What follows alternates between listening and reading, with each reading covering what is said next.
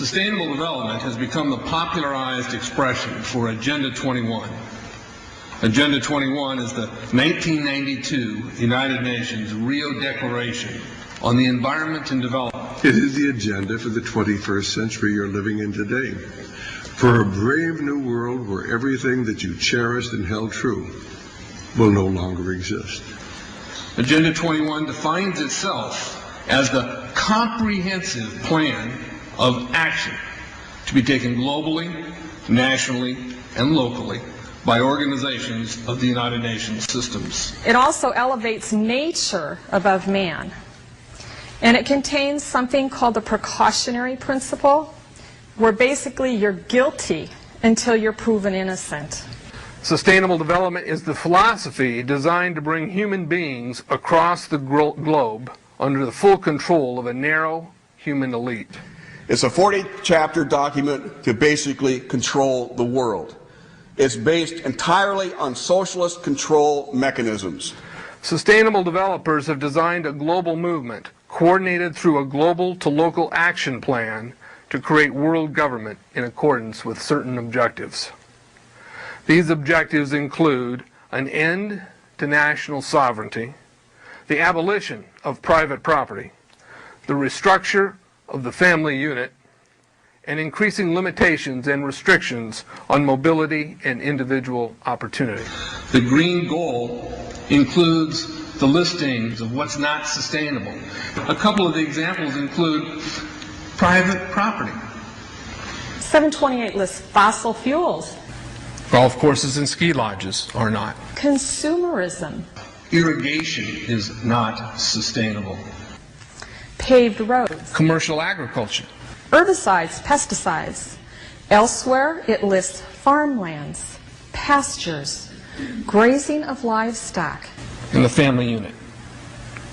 The focus of sustainable development is the abolition of private property, societal undermining of the family, and abandonment of the constitutional protection of unalienable rights as described in the Declaration of Independence. You see, I sat on the Santa Cruz Agenda 21 committees. Now, this was a lot of crazy ideas. This was back in the mid-90s. Crazy ideas I heard. Mother Earth's surface wasn't to be scratched. Human beings were to be concentrated into human settlement zones. Educational systems were to focus on the environment as the central organizing principle. All aspects of life were covered. Well, I went to these committees at the request of some people who told me that I needed to understand what was going on, and I came back and I said, this is craziness. This is so silly. It has no chance of having any effect on our society. Well, I was wrong. The United States government's support for sustainable development, Agenda 21, is very clear. In 1992, while the Rio Conference was going on, George Bush, then president, was there where he executed the Agenda 21 protocols on behalf of the United States and brought it back to Washington, D.C. Within a year, Bill Clinton, by executive order, no congressional review, established the President's Council for Sustainable Development. In Santa Cruz, we've got a 2-lane freeway system. We need 4, but what we're getting is hundreds of millions of dollars of federal money to take a dilapidated rail line that Southern Pacific wants to put in the hands of somebody else so that a commuter line can be built along the railroad track. That'll be followed by 14-story buildings where people will live and stack them and pack them units, where developers or so-called sustainable developers will build these high rises with federal dollars. In fact, Santa Cruz has received a $300 million federal grant to build the first 3,000 of these stack them and pack them units. The County Board of Supervisors has said, if you are a sustainable developer, you're immune from any construction defect liability. It's a partnership between selected developers building this new world order and the government using the American taxpayer dollars in order to do it. This is a map of the Wildlands Project. To explain the map, the red are areas that are to be off limits to human beings. No resource development, no human activity. If you live there, you won't. The yellow areas are the areas for major control of all human activity. If you live there, you won't. The black areas, the black dots, are the smart growth zones. That's where human beings are to be stacked and packed in small living units along rail tracks. The Smart Growth Program ultimately has jobs assigned and children cared for by the state. The question has been asked many times how the people who are perpetrating these things expect to do this and make it last. And the answer to that is that you steal a generation of children and you indoctrinate them so that they accept these ideas and they become global citizens in the coming global village. UNESCO came out and declared 2005 to 2015 the decade of education for sustainable development. But they go on to say that it will encompass the 40 chapters of Agenda 21. That is your federal national curriculum. The entire purpose of second grade social studies is to transfer loyalty from the family to the government and teach them about sustainable economic consumption. Students construct their own understandings of reality and realize that objective reality is not knowable. So why bother? The truth is, the truth, which keep men free, is being suppressed in order to prop up the attitude training agenda. And it moves on. This is our new math called connected mathematics. Standard 3 tells us that students learn that mathematics is man-made, that it is arbitrary, and good solutions are arrived at by consensus. Most of us assume 2 plus 2 is always going to equal 4. You're wrong. We might reach a new consensus. How well does it work? Well, they tell you in the teacher's guide in the back, it tells us that because the curriculum doesn't emphasize arithmetic computations done by hand, some students may not do as well on tests assessing computational skills. We believe such a trade-off in the favor of CMP is very much to the student's advantage in the world of work. Our children are mathematically illiterate on purpose. How do I know on purpose? Why isn't this just a basic bad idea? Because the Sustainable Development Plan tells us so. Generally, more highly educated people who have higher incomes consume more resources than poorly educated people who tend to have lower incomes. In this case, more education increases the threat to sustainability. Charlotte Iserby, I owe you an apology. I did not believe for the longest time it was a deliberate dumbing down. I thought the dumbing down was a natural consequence of a bad idea. Folks, it's deliberate. It's deliberate. The sustainable globalist goal is the orchestration of a planned fall of American principles, values, and lifestyles. The effect on the average American will be devastating. With modernizing technology, the ordinary person will live without independence, privacy, or substantive rights. Another press conference that I attended was the ICLE group, the International Committee for Local Environmental Initiatives. It helps in the implementation of Agenda 21 in all of our local communities. And one of the speakers was a Harvey Reuven, who happens to be the vice chair of ICLE. And I asked him about the correlative rights that Americans derive from the United States Constitution and the Bill of Rights. And that, of course, is your individual liberties, your private property, your freedom of speech. Asked about it clashing with Agenda 21. And you know what his response was? Individual rights must take a back seat to the collective. Today is May 1st, 1992. The subject of this video message is the UNCED Earth Summit, the meeting which is to begin on June 1st, 1992 in Rio de Janeiro. The acronym UNCED stands for the United Nations Committee for Environment and Development. It is pronounced UNCED. And perhaps indicating the secret agenda of this meeting. This is the logo of the Earth Summit. This is not a dove in their Earth Summit logo. It is a hand, and the hand is holding the world with the slogan, "In our hands," alongside of it. In whose hands?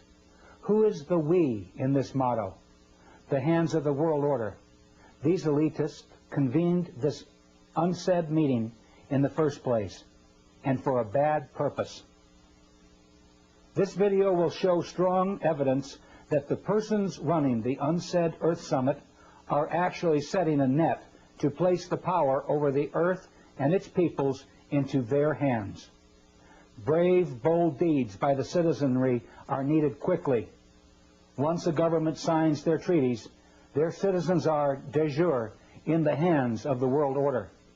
There's that motto again, in our hands. Whose hands?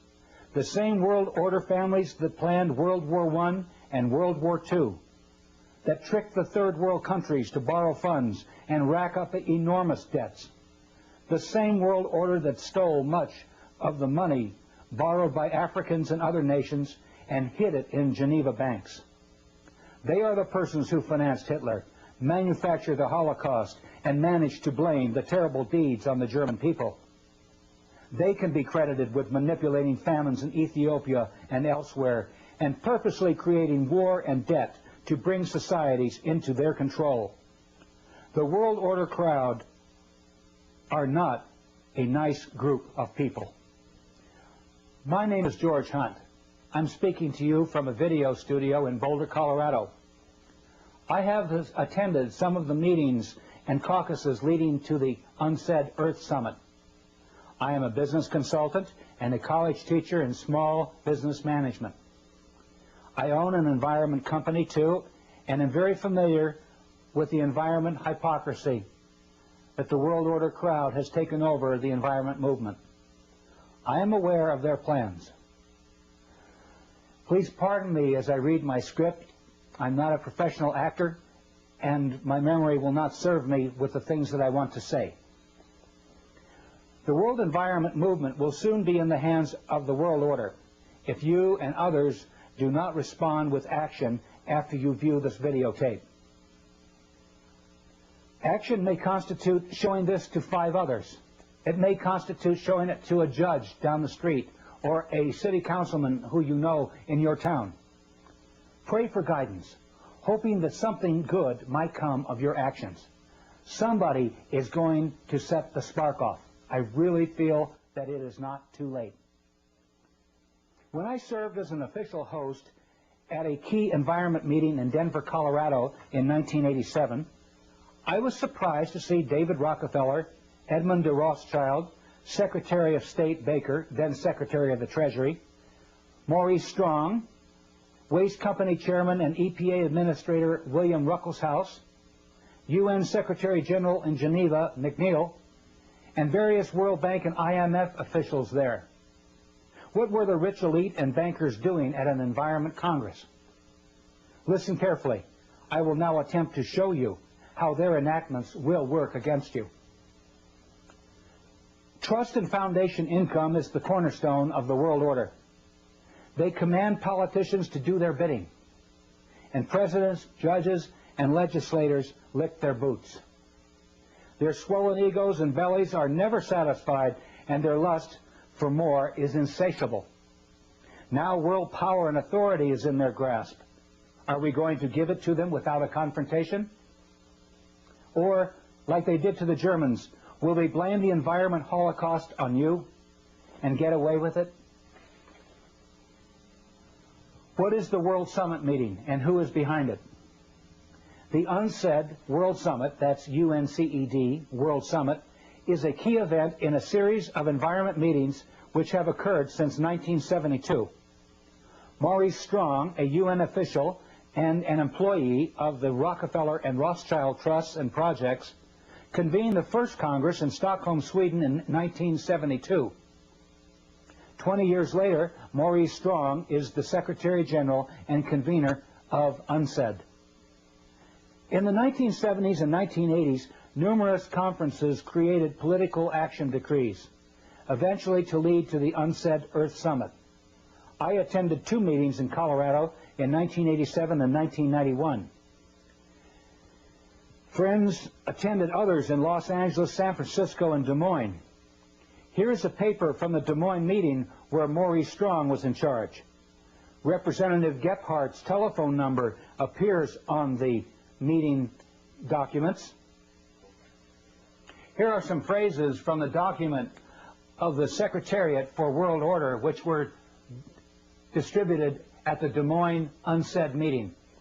We are the living sponsors of the great Cecil Rhodes' will of 1877, in which Rhodes devoted his fortune to the extension of British rule throughout the world and colonization by British subjects of the entire continent of Africa, the Holy Land, the valley of the Euphrates, the islands of Cyprus and Candia, the whole of South America, the islands of the Pacific not heretofore possessed by Great Britain, the whole of the Malay archipelago, the seaboard of China and Japan, the ultimate recovery of the United States of America as an integral part of the British Empire. We stand with Lord Milner's credo. We too are British race patriots, and our patriotism is the speech, the traditions, the principles, the aspirations of the British race. Do you fear to take this stand at the very last moment when this purpose can be realized? Do you not see that failure now is to be pulled down by the billions of Lilliputians of lesser race who care little or nothing for the Anglo-Saxon system? Copies of this document are distributed to you with this videotape. At the Fourth World Congress meeting in 1987, some other bad remarks about common people were made. I'm going to play them for you now. For instance, here is David Lang, a Montreal international investment banker, one of their pack, decreeing that these environment and economic activities of the world order not be shared with the public. He calls us cannon fodder. Listen to this. I suggest, therefore, that this be solved not through a democratic process. That would take too long and devour far too much of the funds to educate the cannon fodder, unfortunately, which populates the earth. We have to take almost an elitist program that we can see beyond our swollen bellies and look to the future in time frames and in results which are not easily understood or which can be, with intellectual honesty, be reduced down to some kind of simplistic definition. Does it make you feel uncomfortable that the arrogant rich are close to complete rule over the United States, Canada, and other countries? Here's more. The decrees leading to the Earth Summit were dictated without debate or opportunity for dissent. The treaties the world order once signed at UNCED will supersede national laws. Yet I saw the major decrees at the Fourth World Congress dictated into existence by Edmund de Rothschild. You can hear it too. Listen to him dictate. Rothschild got these major decrees into the United Nations resolutions without debate or challenge. But perhaps this conference might like to think more about the Marshall Plan, which had been mooted and put forward very tentatively at the Denver conference. And perhaps this might be the keynote of what you have heard today and what perhaps you might like in some perhaps amended form to have put forward. At this conference, recognizing the needs to protect our ecological and environmental heritage within the concept of the World Wilderness Congress, World Wildlife Fund, and all other bodies involved in the preservation of life on our planet, asked the Prime Minister of Norway, Right Honourable the Gro Harlem Brundtland, as one of the world's leaders of a greatly respected community, to be the promoter of this International Conservation Bank. By her Brundtland report, which has been widely circulated to world leaders, she could follow up this report with the recommendations to promote a second Marshall Plan, the third world debt relief, and finance for a stable development. Nobody at that caucus mentioned a second world Marshall Plan or a new currency system to finance a stable development. The World Conservation Bank had not been thoroughly discussed at all. I was denied the opportunity to openly challenge Rothschild's remarks at the caucus by the World Conservation Bank president and meeting chairman, I. Michael Sweetman. In world politics, the names of First World, Second World, Third World, and Fourth World are used to describe blocks of political entities. The First World is the capitalist countries of Europe and North America. They are industrial and are, therefore, the world's biggest polluters. The Second World is the Soviet Union and the Eastern Bloc countries. Do you remember Rothschild referring to a Second World Marshall Plan? He was speaking of the Soviet bloc countries, not a second Marshall Plan. He was speaking of the Soviet bloc countries and that they will be rescued by First World money. Europe was granted huge sums of money by the Marshall Plan in 1949, and the Second World will receive billions of North American money in this repeat performance. And guess what banking family will act as the main money changers for the Russian ruble? Possibly absconding with billions. The Rothschild Group, of course. Rothschild made these remarks back in 1987, 2 years before the Berlin Wall was torn down. He was bragging to us that he knew the Soviet regime would collapse. Here are some April 1992 news articles about the progress of Rothschild's Second World Marshall Plan. They come from the New York Times, and the world order is right on time. Here is a April 15th, 1992 New York Times headline. $44 billion needed to aid ex-Soviets in 1992, IMF says. It's needed for a shift to the free market. Most of the help would finance imports of food and spare parts for 15 republics. My response to that is, sure.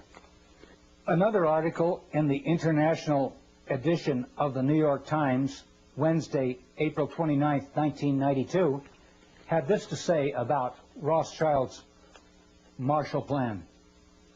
Although there has been much talk about building a new political order in the post-Cold War world, the events here in the last few days make clear that a new economic order is also rapidly emerging.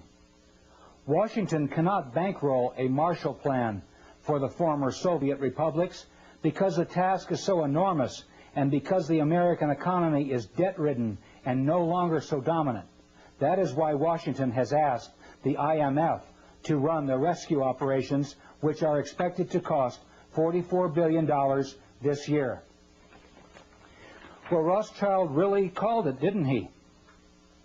Soon after these remarks were made, the Rothschilds reopened the Rothschild Bank in Frankfurt, Germany, after 50 years of closure. They are now conveniently available to stabilize the Russian ruble with money from the West. Question: do we really want to send North American money abroad so the Rothschilds can make multi-billion-dollar windfalls on the currency trades? Let's talk about the Third World now. The Third World are those countries who have emerged since World War II. Young and easily fooled, the World Bank under Robert S. McNamara played bad tricks on them, spiriting billions of loan dollars back to Swiss bank accounts through fictitious African addresses. They now owe $1.5 trillion to the world banking system with nothing to show for it except poverty and cruel loan collections. Maurice Strong has suggested an ominous scenario at the UNCED meeting, which could break out if his words are to be believed. He says in this article in West Magazine that a fight may erupt between the First World polluters and the Third World poor. Here is how he describes it. Each year, he explains as background to the telling of his novel's plot, the World Economic Forum convenes in Davos, Switzerland. Over 1,000 CEOs, prime ministers, finance ministers, and leading academics gather in February to attend meetings and set economic agendas for the year ahead. With this as a setting, Maurice Strong then says, what if a small group of these world leaders were to conclude that the principal risk to the earth comes from the actions of the rich countries? And if the world is to survive, those rich countries would have to sign an agreement reducing their impact on the environment. Will they do it? He's really talking about the UNCED meeting. And Strong, driving as I take notes, looks at me. Then his eyes go back to Highway 17 on the way from Alamosa, Colorado to his New Age ranch in Crestone, Colorado. He says, the man who founded the United Nations Environment Program and who wrote parts of the Brundtland Report and who in 1992 will try to get the world's leaders meeting in Brazil to sign just such an agreement savors the questions hanging in the air. Will they do it? Will the rich countries agree to reduce their impact on the environment? Will they agree to save the earth? Strong resumes his story. The group's conclusion is no. The rich countries won't do it. They won't change. So, in order to save the planet, the group decides, isn't the only hope for the planet that the industrialized civilizations collapse? Isn't it our responsibility to bring this about? This group of world leaders, he continues, form a secret society to bring about an economic collapse. It's February. They're all at Davos. These aren't terrorists. They're world leaders. They have positioned themselves in the world's commodity and stock markets. They've engineered, using their access to stock exchanges and computers and gold supplies, a panic. Then they prevent the world stock market from closing. They jam the gears. They hire mercenaries who hold the rest of the world leaders at Davos as hostages. The markets can't close. The rich countries, and Strong makes a slight motion with his fingers as if he were flicking a cigarette butt out the window. I sit there spellbound. This is not any storyteller talking. This is Maurice Strong. He knows these world leaders. He is, in fact, co-chairman of the Council of the World Economic Forum. He sits at the fulcrum of power. He is in a position to do it. I probably shouldn't be saying things like this, he says. Highway 17 cuts straight across the desert, heading out of the land of dreams. When the truth is finally told, Maurice Strong fears the world will come to this. No secret societies, no hostage takings at Davos, but it will come to the same conclusion. The global economy, sapped by credit and debt loads and environmental disasters, will simply come unstuck. And nothing, not even the inspiration of the Baka, can save humankind from itself. They see the struggles and problems at the Baka as reflections of the problems assaulting the planet.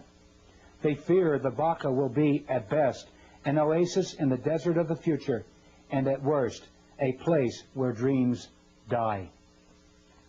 Even if Strong is fictionalizing and imagining, why would he even suggest these things? The point remains, something important is going to happen at the UNCED Earth Summit. The fourth world. No one really talks about the fourth world, do they? That's because we haven't seen the fourth world come about. The fourth world came up in the title of the Congress I attended.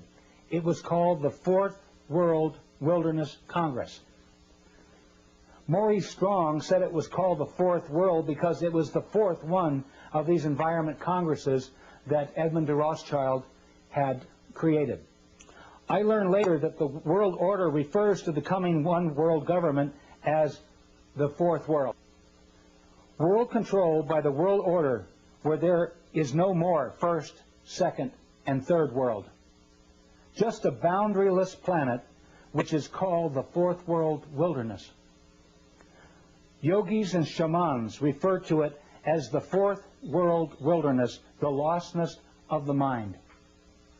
The lostness of the mind refers to the collective consciousness.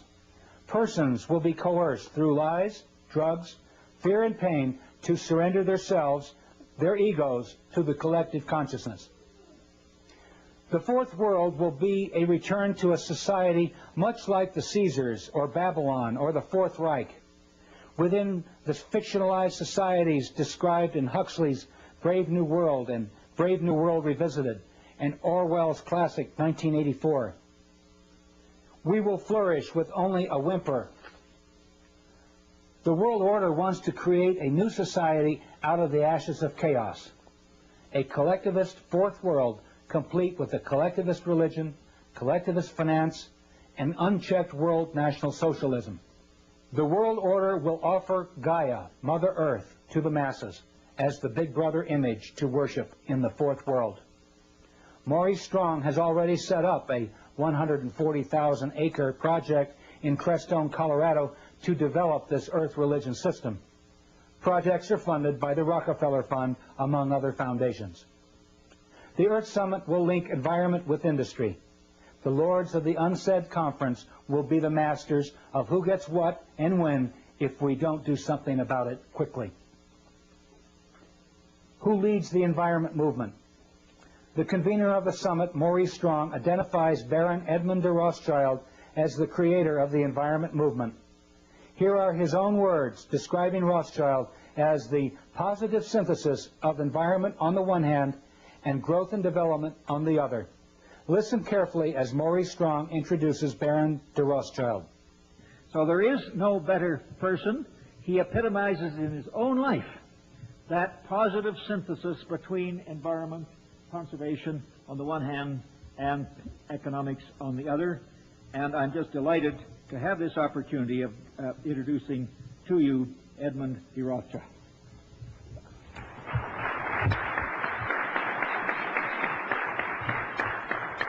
Maurice, thank you very much indeed for all that you've said, and I would ask the audience to take with a slight grain of salt all that he has said about me. Rothschild is the positive synthesis of environment on the one hand, that's the thesis, and growth and development on the other, that's the antithesis.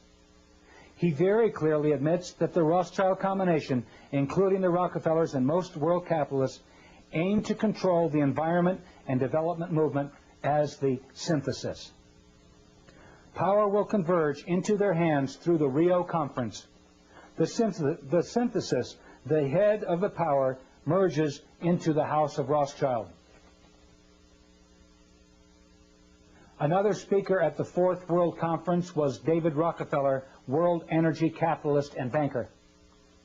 He was named Mr. Growth and Development at the meeting.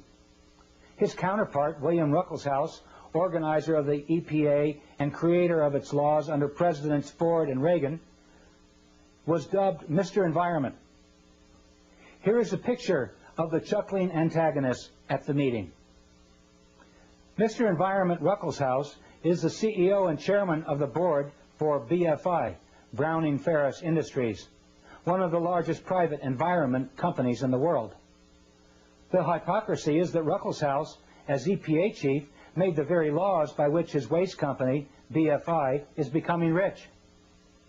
Hypocrisy number two is that Ruckelshaus and Maurice Strong were key investors in American Water Development, a company which tried to circumvent Colorado water laws and gain control of one of the largest underground reservoirs of water in the world.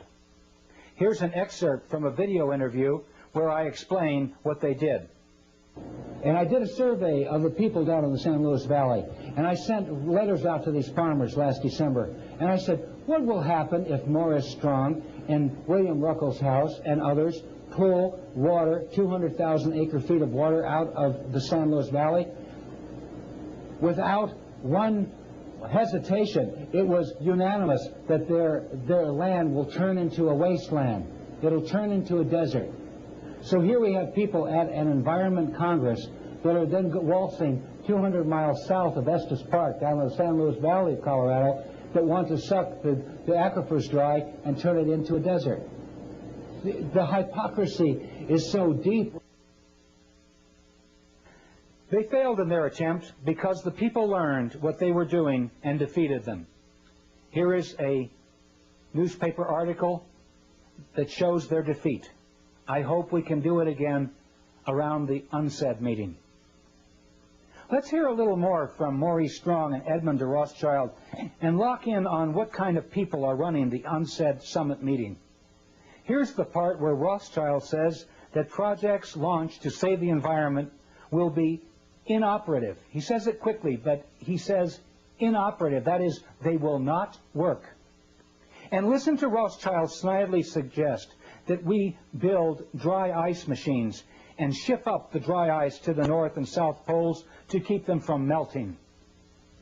Perhaps it could be possible to utilize CO2, carbon dioxide, one of its main causes, to manufacture dry ice, to maintain the polar caps and the actual temperature of the ice there, and maintain their present temperature. Innovative and modern technology, world waste material, collected and perhaps burnt in volcanic areas or buried so deep in the earth, in the wilderness desert areas of the mid-Sahara where nobody goes, or in the empty quarter in Arabia or the Gobi Desert. But all these ideas and visions, some far-fetched, and above all, the continuation of this Congress needs money. I will play the full speech after this video, and you will hear him say that the world order has these problems. Its indigenous people and its wildlife. People and wild animals are problems? What kind of madness are these world order Caesars afflicted with? I hope I have given you enough information to expose the designs of the world order crowd. They hope to run the lives of people for generations to come. They are the same crowd who created a Hitler, arranged the assassination of Lincoln and Kennedy, and have indicated elsewhere that they want to drastically reduce the population of the world to make environment and development more sustainable. Please quickly carry the truth to others. This video has photocopy exhibits accompanying it too, and you can make unaltered copies of this videotape as much as you please. Large quantities can be ordered at $8 apiece, including photocopied materials, plus postage, until July 4th, 1992. Send your orders and checks to this address. If you want to talk, I will call you collect. So send me your phone number. The light of freedom is going out throughout the world. You know who the culprits are now. It may not be too late to educate key people who can stop them. And you, watching this videotape, are one of the sparks that may ignite the countryside into flames of indignation against these people. Perhaps society still has some leaders that won't let us down. Goodbye and God bless you. So let's get the proceedings running now, and we will see how we go. Thank you. Mr. Maurice Strong, whom most of you already know. Thank you very much, and you've already heard perhaps too much from me, so I think we're reaching the point at which we want to involve you, all of you, in the next step of this conference, which is really to come to grips with some of the principal action-oriented issues. And one of the most important initiatives that is open here for your consideration is that of the conservation banking program. As we mentioned this morning, we have as our chairman, fortunately, the person who really is the source of this very significant concept. He is one of the trustees of the International Wilderness Foundation, which sponsored this meeting. He was at the first of these congresses. So his conversion to the relationship between conservation and economic development has been a pioneering one. His work on many dams. I used to be in the hydroelectric power part of the energy business myself. Many of the energy developments that we've seen have come from his early anticipation of our energy needs and his early work in supporting pioneering initiatives to deal with these needs. So there is no better person he epitomizes in his own life that positive synthesis between environment, conservation on the one hand, and economics on the other. And I'm just delighted to have this opportunity of introducing to you Edmund de Rothschild.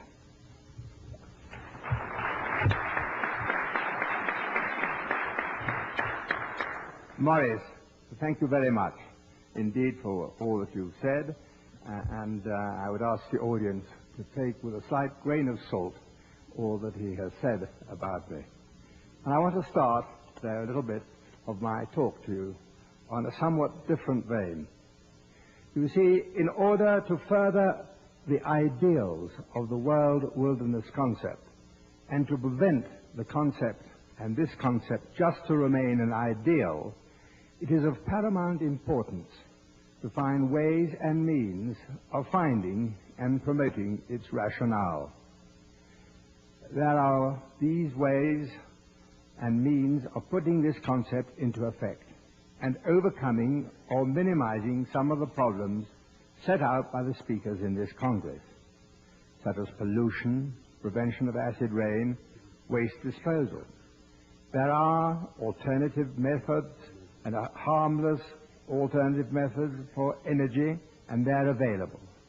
Alternative uses of water resources not involving vast inundations of land or displacing humans and its indigent wildlife, harnessing wave energy, solar energy, wind power, just to mention a few.